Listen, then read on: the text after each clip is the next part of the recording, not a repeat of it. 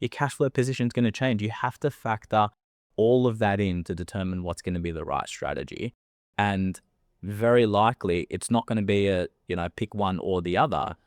It's going to be, okay, what's the right asset for you now? Mm-hmm. And how do we then start to bring other assets, other strategies to build upon it as time goes on in the future? Welcome to 360 Money Matters, where financial planners Billy and Andrew talk all things financial planning. This podcast aims to increase your knowledge and confidence with all things money. Each week, they will cover topics such as investing, cash flow, budgeting, saving, passive income, debt management, and much more, so you can live a life on your terms without limits. Hello and welcome back to another episode of the 360 Money Matters podcast. I'm Billy and I'm joined by my Butterfingers co-host, Andrew. I thought the first one was subtle, the second one not so much. And Billy's laughing at me because when we pushed record on this episode, instead of pushing the record button on the microphone, pushed the play button on the previous recording. So we are back again for the second time talking about one of our favorite topics in Australia. I love this one, Bills.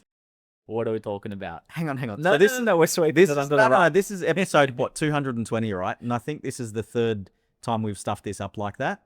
Two of them are me, one of them is you, right? So I'm still losing from a leaderboard perspective, but just wanted to get that out there because look, it's not too bad. 220 episodes. Three times I would need that particular thing in 3 times. But anyway, Andrew, we're talking to everybody about property versus shares. So I think this is the great debate that people have across Australia. And in particular, I mean, from our, call it our national sport, I think is property. Everybody loves to have an opinion. Everybody loves to talk about it. Today, we're going to settle it once and for all. Andrew, you've got an opinion that everybody gets that debate wrong. I think everyone gets this debate wrong. Okay, big call. Big call. I think it's just the perfect backyard barbecue debate that no one knows what they're talking about. Okay. Andrew, including the so-called experts out there. Okay, cool. Let's do it. That's big shoes to fill, big commitment to make, but it's not property or shares. You've written here, it's assets versus structure. Talk us through that. Yeah, look, I think, and this is probably the biggest thing that people get wrong when you are talking about property versus shares. Anyone can pull up a Vanguard index chart and you look at, property growth in Australia, is lagging, say, a couple of % behind the Australian share market. So, for all intents and purposes, share market is better to invest in than the property market. I mean, that's something that, a 2-year-old can see on a chart, but it's irrelevant and it takes into account so little that it's just a headline statistic that you can't even use in an argument. I mean, what are we talking about? Are we talking about Australian shares in an index? Are we talking about blue chip shares that have franking credits? Are we talking about, the capital gains implications of purchasing property? Are we talking about the tax structures? I mean, are you holding this inside of superannuation where maybe it's at a flat 15%? Or maybe you're buying an asset in a self-managed super fund and it's going to result in capital growth and you're going to sell it in pension phase and you're going to pay no capital gains tax. What's the structure of the asset? How are you holding that asset? And how does that fit into your overall plan? I mean, at the end of the day, looking at one statistic of returns, it's not even half the picture. Like, it doesn't even factor into all of this. So you're talking about, the next thing that we're going to talk about, which is leverage. Like, the headline returns make such a little impact when you're looking at a strategy that someone is going to deploy over the course of 20 or 30 years, how they're going to hold that asset, what structure it's going to be in. It doesn't even compute. Yeah, so there's obviously a lot more to it. We're going to try and unpack some of the things and the reason why you've sort of opened with that. Leverage, you touched on it before, right? So property by its very nature, and we're talking about the majority of the population here. If you want to get into property, you're going to have to borrow money, right? So I'm going to use some rough numbers and sort of go through the thinking about how people think about this and the reason why they get it wrong. So let me give you an example. Let's say we buy a property worth 600K, right? And in order to get into that property, maybe you've put down, 20%. Yeah. So 120,000. And just for the sake of the exercise, let's assume that you're not paying stamp duty or costs or anything. So it's pretty straightforward. But you've spent $120,000 of your own money to get into a $600,000 asset, right? That asset over time doubles in value and goes to 1.2 mil. People look at it and go, okay, I've turned 120,000 into 1.2 over a period of time, right? So in terms of the asset that I accessed originally versus what I sold, that's a $600,000 gain. That's possible, and by its very nature has to happen, because you can't have 600 grand of your own money to put into that property, so you have to borrow it from the bank. So by its very nature, you're getting into a more expensive asset to start with, versus if we took that same 120,000 and invested it in the share market, and it did the same thing where it doubled in value, it increased by 100%, you've turned that 120,000 into 240. So when you look at the absolute difference between the two, there's a stark difference. I haven't factored in cost of interest, any tax applicable with it or anything like that, because I wanted to keep it really simple. But my point being, coming back to what you were talking about before, it distorts the conversation. The rate of return using that example is exactly the same. It's 100% rate of return. But because there's no leverage involved in the share purchase in this hypothetical scenario, people look at that and basically say, well, it's not worth it.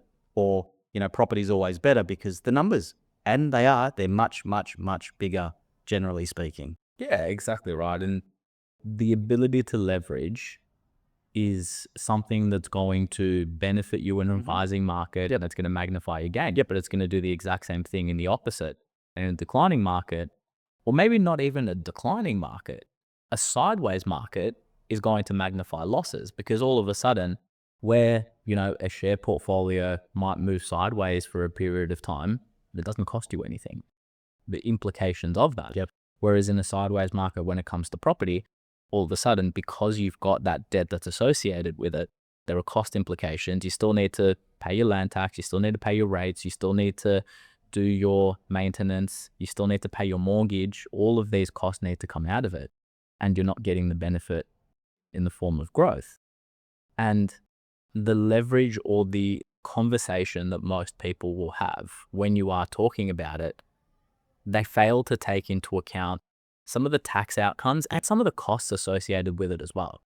Your typical example is exactly what you're saying. You're talking to someone at a barbecue and, my grandfather purchased the property and, it cost $100,000 back in the day and now it's worth $1 million. And so I made a $900,000 gain. Well, not really. I mean, yes, okay, that is a hugely significant number, and that's, is part of why there's such a strong proclivity towards property. Yeah. It was a bit of a tongue twister, proclivity towards property.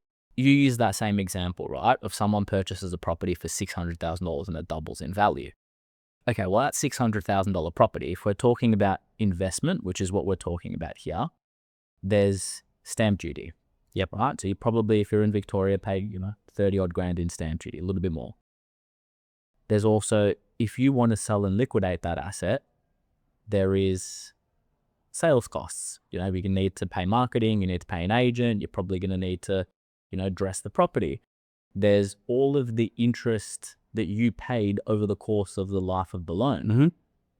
There's the property maintenance, there's the renovations that you did, there's the painting, there's the time, the effort, the energy, the, paying your accountant to do a tax return on it. There's all of these costs that are also associated with it that everyone just forgets about when you're talking about, oh, I made a gain on a property. It's like all of these huge costs. Like, we're not talking about just discount this. It doesn't cost anything. So the thing that you need to consider is, okay, one, what are the tax outcomes? And depending on the environment that you're holding it in, whether you're looking at, super or non-super or trust or, in a company or individual names, that is going to factor in to the tax and the cost outcomes when you're looking at a particular asset one way or the other. And maybe to jump back to the leveraging piece, there is an ability, and we'll talk about this a little bit later on, there is an ability to leverage when you are talking about, shares, and be able to kind of start to balance the scales to some degree. And yes, obviously a margin loan is the obvious one, and that has its own implications, but, incorporating other things like a debt recycling strategy where you can utilize both. is another means to be able to utilize the benefits of both. Yep. In a sense. No, completely agree. And two things that I picked up from that, it always seems to be a conversation at a barbecue. There always is. Well, in Australia, we love a good barbecue. That's where most conversations happen. And the second thing is that it's a convenient part of the narrative that you just seem to leave out. Yeah. My grandfather bought it for $100,000, sold it for $1 million. So Yeah. no. He also put, $400,000 worth of renovations into it before he sold. But Yeah, and paid a bit of interest on bits and pieces. But look, one of the other things that I want to talk about is just the very nature of the two different asset classes being liquidity. So what is liquidity? It's the ability to convert that asset into cash, right? So property takes time. You mentioned all of those things that you most likely would go through in order to realize that cash. If you sold it, preparing the property, getting it onto the market, taking photos, marketing campaign, sales campaign, sales, settlement timeframe. So you're talking, best case scenario, it's going to take you months and months and months before you actually realize any cash. And that's okay, depending on what life stage you're at and depending on if everything's running smoothly because you've got time. But if things change and you need to liquidate or you need to sell and you need to raise cash quickly, property is just not the right vehicle to do that, right? There's other means to, borrow against the asset and bits and pieces, but we're talking about different things. But shares in particular allow you to adjust, rebalance, or exit. Literally click of a few buttons, very, very low cost to exit. And it happens quite quickly, depending on the asset that you're in, usually within a couple of days. You'll get that money sitting in your bank account. So if you think about the very nature of the asset itself, shares are quite flexible from that regard. And I remember talking to people and explaining this to them, but if you've run into trouble with property and needed to get your hands on some money, you can't sell the driveway or you can't sell a spare bedroom or you can't do this or you can't do that. With shares, it's not all or nothing the same way that property is. You can actually snap off a little bit of it. You can say, hey, we need to raise 15 grand. We're going to take a little bit out of our portfolio and just release that. Yeah.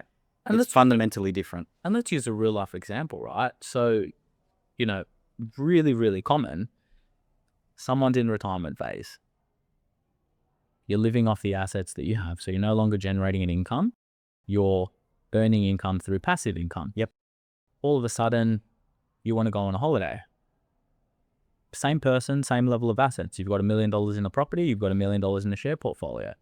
Well, in order for you to go on a holiday with owning a property, you need to bank up and save all of the rental income that you're receiving in order to be able to use that, large scale expense. In a share portfolio, yes, you're still receiving the dividends, but you don't actually need to save up that money in order to be able to go on that holiday. You sell a portion of the portfolio and you go on a holiday. Property, your option is to sell that asset, sell that property, or not sell that property. I mean, look, there's reverse mortgages and things like that. Not even going to go into it, but generally your ability or your decision is keep or sell, and there isn't an in-between, versus your ability to pivot and change direction or draw money out. And liquidity is a massive thing. And if you're talking about building, which is what most people are doing, building assets for retirement, or to be able to get a passive income, what are the cost implications of I go down the property route? Yeah, I put all my money towards property, and now all of a sudden I need to pivot because, I need liquidity in retirement and I never actually needed it previously. I need to pay capital gains tax on a sale. I need to pay agent fees on a sale. I need to cover all of the marketing expenses on the sale. I need to repurchase back into another asset class. The implications are massive, as opposed to having built a strategy along the way to be able to take it, or to be able to alleviate that risk. Yeah. Yep. No, well said.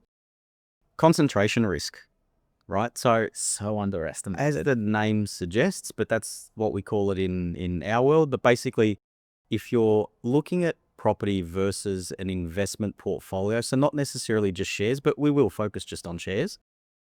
You're talking one property in one suburb, in one location, one set of regulations, and Victoria is a good example of what's happening here versus other states. Above and beyond that, Is this time to start ripping on the nah, look, we could, but they're about to change leaders at the moment. So look, I reckon by early next week, we're going to have a different leader of the opposition. In terms of concentration risk, so not only is it the asset class itself, but think about the tenant, right? So you're relying on, tenant, we'll call him Joe. What's Joe do for a living? How well does he manage money? How much savings has he got? All of these things. Does he look after the property? Is he a good person? All these things sort of relate to that. Whereas if you bought shares, and let's not get fancy and talk about Australian shares and overseas, you bought shares in some of the banks, some of the miners, some of the telcos, some of the supermarkets. You've got diversification across a whole broad range of, the economy essentially. But, and this is the thing that I love, when people talk about risk, and this is obviously a conversation about risk as well too, shares are risky, right? And I say, okay, think about a company, and as a company, they go and have the board of directors, they have a CEO, an executive team. Their whole job is designed to get that business, that machine, to make money, and make money 24/7. And they're trying to use innovative approaches in order to do that, sell more products, increase their margins, optimize their supply chains, whatever it may be. Their primary objective is to make money for the shareholders. That's happening 24/7, and it's happening with professional executives that are designed to just do that, versus what I was talking about before. One property, one suburb, one location, one tenant, and so on and so forth. It's phenomenal when you look at it in that regard. And I say, okay, which one's more riskier? Yeah. I mean, when you do talk about the risk element, so I guess one of the misconceptions, but also some of the benefits, right? One of the misconceptions is that shares are risky because it gets priced every minute of every day. So you're seeing the movements every single minute of every single day. And property is doing the same thing. You're just not seeing it. Yep. If you sell a property on one weekend versus the next weekend, you're going to get a different price. And that's because buyers are different. That's because sentiment is different. That's because everything is, the price is not fixed, similar to how the share market is. So you're still getting the volatility, but you're not seeing it. Mm-hmm. Taking a step back and saying, okay, well, does that equate the scenarios where you say both are volatile, so it's equal? I don't think it does. I think that because you're not seeing the volatility around property, what that does from a behavioral side of things is completely different. What that does for a lot of people is you look at start point and end point, and where you are along the way is usually averaged out. So all you're seeing is incremental growth. When you're looking at shares, most people are looking at it very frequently. And so you're seeing that fluctuation, which changes a lot of people's decision making. And it means that you need to have a far greater level of discipline. When I see someone enter a property investment, they understand and they know they are on a long journey. They are buying this for a long-term wealth creation. And if the property market doesn't perform well in a particular year, they're not concerned, because this is a long-term investment and I don't have a choice. I can't just, maybe I shouldn't make my mortgage this month because I'm a little bit worried about putting money towards property. It doesn't happen. Yeah. In a share portfolio, someone is constantly evaluating their decisions, and it doesn't matter how disciplined you are. You're always having conversations with people around, I know this is a long-term investment. I know that we, went into this with the foresight of, hey, we're going to be doing it for the next 10, 15, 20 years. But the market's down. But, Trump is putting on tariffs. That inflation is increasing. Should we just, sell a little bit of it? And your discipline, with all of the noise that is constantly around, it needs to be, I honestly think you need to be a monk to be able to just forget about everything. Yeah, just turn down the noise. And, financial advisor is usually a lot of the times a coach around the behavioral economic side of things to say, hey, it's time to just look back at the strategy and look at what we're doing. But the discipline you need in a share portfolio to just, stay on the straight and narrow and remember the strategy and remember what you're doing and be stoic about the decisions that you're making. They're not getting emotional. It is a mental drag. And so it does cause a lot of times some irrational decision making around some of your investments. Yeah, and I really like what you said. Like, you go and take out a mortgage to purchase a property, you really have no choice other than to pay that. It's not like you get there and you go, okay, we're approaching the middle of the month and that's the date that my mortgage is due. And I have the choice. Actually, you know what? Trump's about to do something stupid again. I don't want to pay it this month because I'm uncertain about what that's going to mean for the economy. Or, like, I really love that. Whereas with the investment decision, unless you've got it set up automatically, which is what we advocate for, you're essentially making that decision every time you're going to put money into the market. And all of these things, what we're deeming the noise, is encouraging you not to do it, which is actually what you need to be doing the exact opposite. So I really like that one. But interestingly enough, when we do have these conversations about, property returns and what that looks like, it's often overstated. It doesn't take into account the cost of, interest, the cost of getting into it, the investor's time, stress, decision fatigue. All of those things aren't usually priced into it. It's just those two sort of bookends going, this is what we paid, this is what we bought it for, and this is what it's worth or what we sold it for. And I think it's a really simplistic way of looking at it. Andrew, the right answer? The right answer is, maybe aside from just the right answer, the wrong answer is listening to anyone that says this is the right thing. So you listen to property people and they say property is the best, you should invest in property. They're not the right person to listen to. Mm-hmm. You listen to a share or financial advisor that says you should only be investing in shares, or a stockbroker that says you should only be investing in shares. Big red flags. Yep.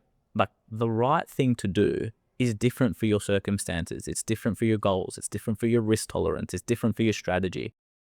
Someone that maybe doesn't have a large cash flow position, property is not the right thing for them. If you lose a tenant and you don't have sufficient cash flow or backup, I don't care what the numbers say around returns. It's not the right thing for you. A share portfolio for someone that is going to make an irrational decision every single time the market comes down, that's not the right thing for them. But generally speaking, the more that you can do, the better. So if you can have both, and maybe it's, hey, you know what, superannuation's long term, I'm not going to have as much of an irrational decision making. I can put a larger portion of superannuation towards shares. I can buy an investment property. I can debt recycle and pull equity out of my owner-occupied property, use the income to pay down my mortgage. The strategy and the things that you can do when you blend two really great asset classes together, because they both have their benefits, they both have their risks, they both have the time to be invested in it. If you're 55 and I don't have a sufficient deposit, but I'm going to buy an investment property because it's going to go up in value and I'm going to sell it in 6 years and make a profit. My goodness, the risk that you're taking on, right? Like, you're taking on a mortgage, you're paying stamp duty, you've got large exit costs. If this just doesn't work sideways, like, you demolished your chances. Like, what you do and what is right for your strategy is very different. If you're planning on having a child in the next 2-3 years, maybe your cash flow position is going to change. You have to factor all of that in to determine what's going to be the right strategy. And very likely it's not going to be a, pick one or the other. It's going to be, okay, what's the right asset for you now? Mm-hmm. And how do we then start to bring other assets, other strategies to build upon it as time goes on in the future? No, 100%. Well, hopefully we've helped people. So then when they do have that conversation at a barbecue during the weekend, because we're in summer and it's going to be hot, I guess. Hopefully, you're always right. Right? Because everyone else is always wrong. Because most of the time people are on either one side or the other side. Fair enough. So look, hopefully that's given our viewers and our listeners a whole heap to consider, and we can finally add our 2 cents worth to the great debate, the national sport that is property. Andrew, thanks for today. Thanks, Bills. Always a pleasure jumping on the podcast. If you did get value out of that, or you do want to reach out to Billy and I, details are in the show notes. Please like, subscribe. That helps us greatly in improving the podcast, and we look forward to catching you on the next one. Thanks. Thanks for listening today. If you have any questions on what we talked about or would like to have a chat about your money journey, visit us at 360fs.com.au. The information in this podcast is general in nature and does not take into account your personal objectives, financial situation, or needs. It is not financial, legal, or tax advice and should not be relied upon as such. You should consider whether the information is appropriate to your circumstances and seek professional advice before acting on any of the information provided. Past performance is not a reliable indicator of future performance. This information is provided by Billy Amaritis and Andrew Nicolaou of 360 Financial Strategists Proprietary Limited, authorised representatives and credit representatives of Acumen Financial Planning Proprietary Limited.